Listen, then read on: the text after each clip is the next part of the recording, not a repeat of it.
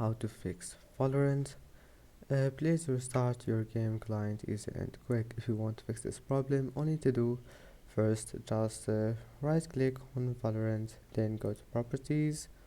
After that, compatibility. Once you're here, click change settings for all users. You will find it like that.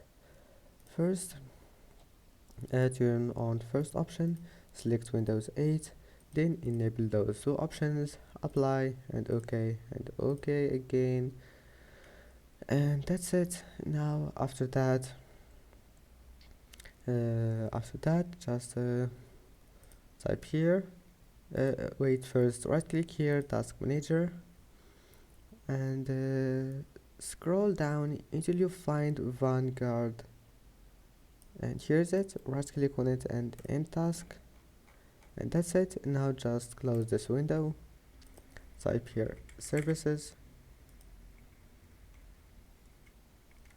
and now just scroll down until you find the VGC.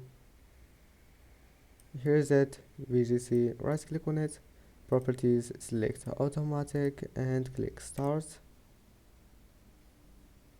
apply and OK, and that's it.